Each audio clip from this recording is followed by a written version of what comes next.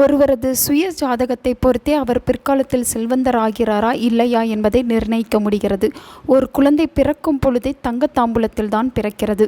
ஆனால் பெரும்பான்மையோர் தங்களுடைய கர்மாவின்படி அனைத்தையும் அனுபவித்து படிப்படியாக முன்னேற்றத்தை அடைய வேண்டியிருக்கிறது. சிலருடைய ஜாதகத்தில் கோடீஸ்வர யோகம் இருப்பதை அறிந்து கொள்ள முடியும். ஆனால் இப்படி கோடீஸ்வர யோகம் இல்லாமலேயே எப்படி நாமும் செல்வந்தராகலாம் என்பதை பற்றி தான் இந்த வீடியோவில் நாம் பார்க்க போகிறோம். வேதங்களை உருவாக்கியவர் பிரம்மதேவர். இந்த பிரம்மதேவரை முறையாக வழிபடுபவர்களுக்கு கோடீஸ்வர யோகமும் திடீர் அதிர்ஷ்டங்களும் வரும்.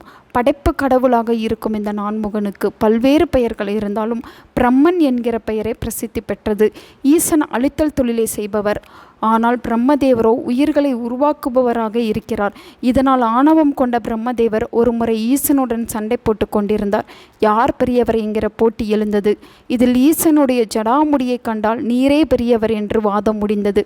பிரம்மர் ஜடாமுடியை காண்பதாக பொய் உரைத்து இனி உனக்கென்ன தனி கோவில்கள் பூலோகத்தில் இருக்கப் போவதில்லை என்ற சாபத்தை வாங்கி கட்டி கொண்டார். இன்றும் பூலோகத்தில் எங்கும் பிரம்மதேவருக்கென்று தனி கோவில்கள் கிடையாது. சிவன் கோவிலில் உள்ள சுற்று பிரகாரத்தில் பிரம்மதேவருக்கு சன்னதிகள் அமைக்கப்பட்டிருக்கும். இந்த பிரம்மதேவரை வழிபடுபவருக்கு நீண்ட ஆயுளும் குறைவற்ற ஆரோக்கியமும் கிடைக்கும் என்பது ஐதீகம். வேதங்களில் கலைகளில் சிறந்து விளங்குவதற்கு பிரம்மதேவரை வழிபட்டு வாருங்கள். பிரம்மதேவருடைய காயத்ரி மந்திரம் ரொம்பவும் சக்தி வாய்ந்ததாக இருக்கிறது. ஓம் வேதாத்மகாய வித்மகே ஹாரண்ய ஹர்பாய தீமகி தன்னோ பிரக்மக் பிரசோதயாத். இம்மந்திரத்தை தினமும் பிரம்ம முகூர்த்த நேரத்தில் எழுந்து 108 முறை உச்சரித்து வந்தால் கேட்டவரம் கேட்டபடி கிடைக்கும் என்பது ஐதீகம்.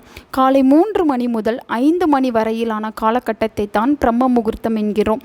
சூரிய உதயத்திற்கு முன்பாக இருக்கும் இந்த பிரம்ம முகூர்த்த நேரத்தில் எழுந்து வாய்க்கோப்பளித்து முகம் கழுவி வாசல் பெருக்கி கோலமிட்டு பின்னர் பூஜை அறையில் அமர்ந்து பிரம்ம காயத்ரி மந்திரத்தை 108 முறை தொடர்ந்து உச்சரிக்க வேண்டும். இடைவிடாமல் இந்த மந்திரத்தை உச்சரித்து முடிக்கும் வரை கண்களை திறக்கக்கூடாது.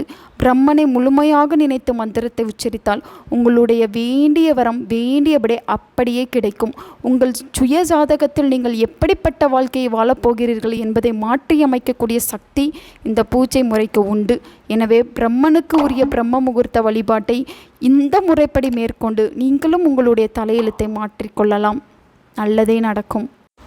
உங்கள் நண்பர்களுக்கும் உங்கள் உறவினர்களுக்கும் இந்த வீடியோவை ஷேர் பண்ணுங்கள். அவங்களும் இதை பற்றி தெரிஞ்சுக்கிடட்டும். ஆன்மீகம் டிவி தமிழ் சேனலை சப்ஸ்கிரைப் பண்ணுங்கள்.